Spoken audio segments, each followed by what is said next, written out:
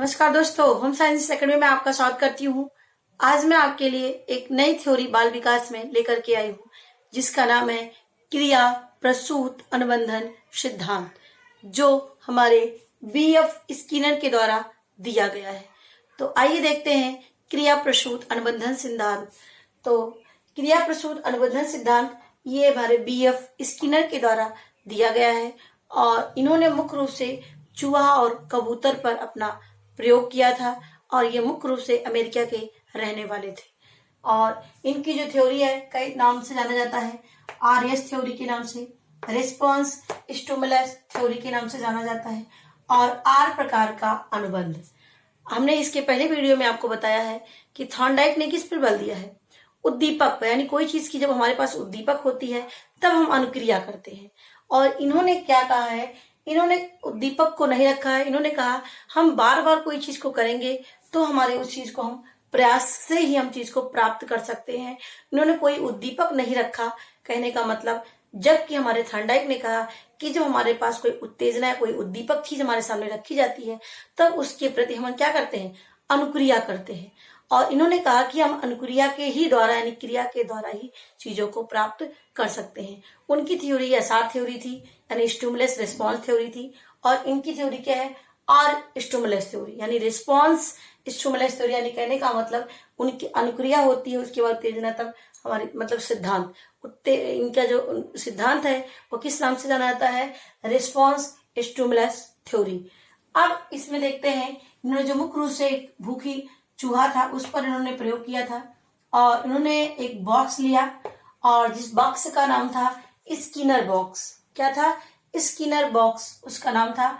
और उसमें एक ऐसा बटन था कि उस पर यदि उसके बटन पैर मतलब कि चूहे का जो पैर था उस बटन पर पड़ेगा तो वो खुल जाएगा, और वरना वो खुलेगा नहीं, बार बार कितना भी प्रयास कर लिया जाए। तो उस बॉक्स का नाम इन्होंने रखा था स्किनर बॉक्स। क्या रखा था, स्किनर बॉक्स रखा था। और ये जो है इन्होंने जो है भोजन रखा था सामने, यानी जो बॉक्स पिंजड़ा था इसमें चूहे को बंद किया गया था, उसके सामने उस जो है पिंजड़े के सामने एक भोजन रखा हुआ था बाउल में, जिसमें उस भोजन को जो है देख रहा था चूहा और उसको पाने के लिए, क्योंकि वो भूखा है और उस भूखे की वजह से वो बार बार उसमें उछल कूद कर रहा है, इधर से उधर घूम रहा है उसमें, तो किस लिए जंपिंग कर रहा है उसमें, तो ये सारी क्रियाएं कर रहा है, किस लिए, वो उस भोजन को पाने के लिए कर रहा है। तो यहाँ पर उन्होंने ये प्रयोग किया। याद रखना कि जो बॉक्स उन्होंने लिया था उस बॉक्स का नाम क्या था, स्किनर बॉक्स। और उसमें एक बटन था जिसको दबाने से वो जो पिंजड़ा था वो खुल जाता और वो बाहर जाकर के भोजन को उसको मिल जाता। इसी तरह से उन्होंने कबूतर पर प्रयोग किया था। उन्होंने भी उस पर एक बटन था, कबूतर अपने चोंच से उस बटन पर उसका चोंच उस पर पड़ती तो तुरंत उसका खाना उसके सामने आ जाता था। इस तरह से उन्होंने उस चूहे और कबूतर पर प्रयोग किया था। तो चूहे के सामने भोजन रखा था और एक बटन पड़े तो वो भोजन उसके पास आ जाता है। तो ये इस थ्योरी में जो मुख्य रूप से जो फोकस्ड किया है, इन्होंने मुख्य रूप से फोकस्ड किया है कि हमारे पास हम क्या करते हैं, हम रिजल्ट को देखते हैं। क्या करते हैं, हम रिजल्ट को देखते हैं, तब उसके बाद हम कोई कार्य करते हैं। तो कहने का मतलब कि हमें इसका क्या रिस्पांस मिलेगा ये हम सोचते हैं। उसके बाद जैसे यहाँ पर भूखा चूहा है, उसने क्या देखा, उसने भोजन देखा सामने और उसको भूख लगी थी, और तो क्या कर रहा है, बार बार वो अनुक्रिया कर रहा है। यानी अपने परिणाम को देख करके ही हम अनुक्रिया या क्रिया करते हैं, इसका रिस्पांस क्या मिलेगा। जैसे इसको हम व्यवहार में लेते हैं, जैसे कि इसको हम सोचते हैं कि हम इसको क्यों करूं, क्या इससे हमें मिलेगा, तो हम उसके रिजल्ट को सोचते हैं पहले। जैसे अब आप टीचर बनना चाहते हो या हम जॉब करना चाहते हैं, टीचर बनना चाहते हैं, high school level, inter level और आपके यूनिवर्सिटी लेवल, इस तरह से हमारी एक सोच होती है उसको पाने के लिए। तो हम रिजल्ट को सोच लेते हैं और रिजल्ट के लिए तब हम क्या करते हैं, उसके लिए अनुक्रिया करते हैं उस रिजल्ट तक पहुंचने के लिए। तो इन्होंने यही मुख्य रूप से इनकी थ्योरी पे याद रखा। इन्होंने रिस्पॉन्स पहले पर किया है, यानी इन्होंने कहा कि हमें सबसे पहले क्या करना चाहिए, अनुक्रिया करना चाहिए। तो इन्होंने जो है मुख्य रूप से जो इनका थ्योरी का जो सार था जिस पर उन्होंने आधारित था, इन्होंने कहा कि परिणाम के अनुसार कार्य करना, यानी जैसा हमारा परिणाम होगा वैसे हम कार्य करेंगे। जैसे दौड़ना, गाड़ी चलाना सीखना, यानी देखिए हम दौड़ते हैं तो यदि हम बार बार दौड़ रहे हैं अपने जैसे कि खेल में हमें जाना है और बार बार दौड़ने पर भी हमें, कहने का मतलब हम गिर जा रहे हैं, मतलब कि पैर टूट गया, हाथ टूट गया, तो कई बार उससे क्या है, निगेटिविटी आ जाती है हमारे अंदर कि नहीं, क्या फायदा है, बार बार करने पर भी मुझे सफलता नहीं मिल पा रही, हम नहीं चल पा रहे, दौड़ नहीं पा रहे हैं।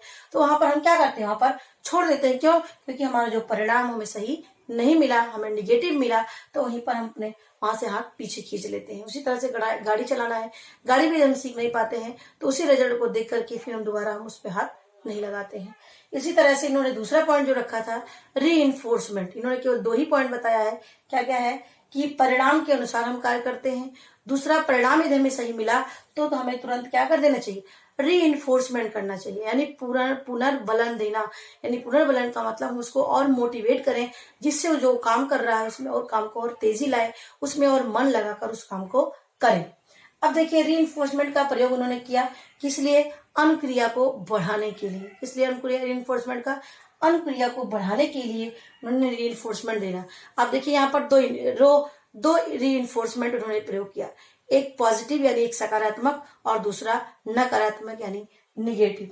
अब देखिए, री क्या है, प्रेरणा के रूप में हम कुछ शब्दों का यूज करके या पुरस्कार या अच्छे शब्द बोल करके प्रेरणा देते हैं, तुम ऐसा करोगे, ऐसा बन जाओगे, इस तरह से बोलते हैं। Good, better, best, well done, इन शब्दों का प्रयोग करके बच्चों को मोटिवेट करते हैं।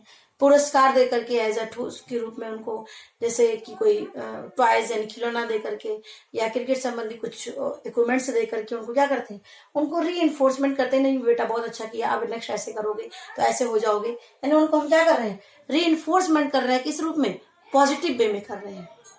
अब इस दूसरा निगेटिव वे में है, यदि उनको हम निगेटिविटी भी देंगे तो वो जो है वो उनके लिए क्या करते हैं, निगेटिविटी कब देते हैं, जब उनको इस तरह लगे कि हाँ बच्चा निगेटिव में जा रहा है, इस तरह करेंगे तो कभी कभी निगेटिव क्या होता है, उस बच्चे के लिए पॉजिटिव बन जाता है।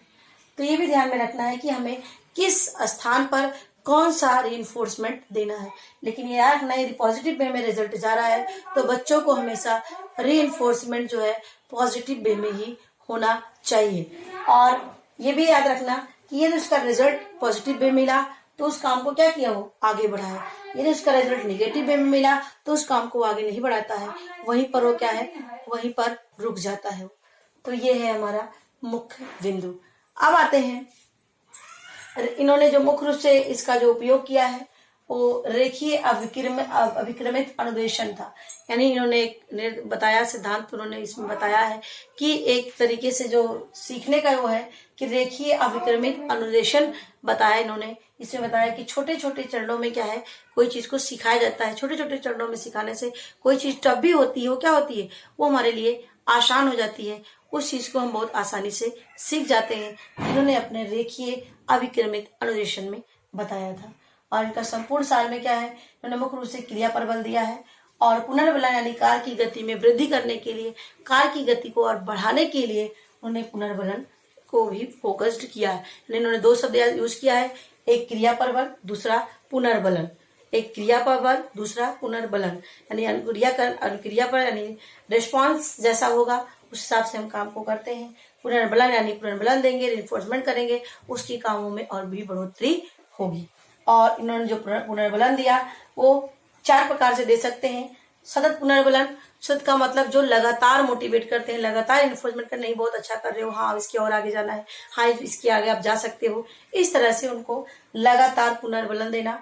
उसके बाद निश्चित अंतराल पर, यानी कभी आज दिया, 1 महीने बाद दिया, यानी सतत का निश्चित अंतराल का मतलब एक फिक्स टाइम पे कि उसको देना, और निश्चित अनुपात में देना, यानी हमें कितना देना है। यदि बहुत ज्यादा इन्फोर्समेंट देंगे तो बच्चा क्या होता है, तब भी उस काम को में इंटरेस्ट नहीं ले गए तो रोज का काम है, पापा मम्मी मुझे रोज तो ऐसा ही कहते हैं, रोज तो ऐसा ही गुड बेस्ट बेटर बोलते रहते हैं।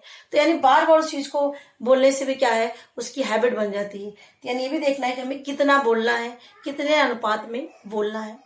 उसके बाद परिवर्तनशील, और कभी कभी ऐसा नहीं है कि एक ही शब्द गुड गुड ही बोल रहे हैं या कुछ ऐसे वही एक चीज दे रहे हैं उसको गिफ्ट में या कोई चीज, ऐसे करना चाहिए। उसे परिवर्तन यानी बदलते रहना चाहिए। रिइंफोर्समेंट को बदलते रहने से क्या है, बच्चों की जो उत्तेजना होती है, बच्चों का जो अंदर की जो शक्ति होती है वो बनी रहती है और बच्चा मोटिवेट होते होते अपने काम को करता रहता है।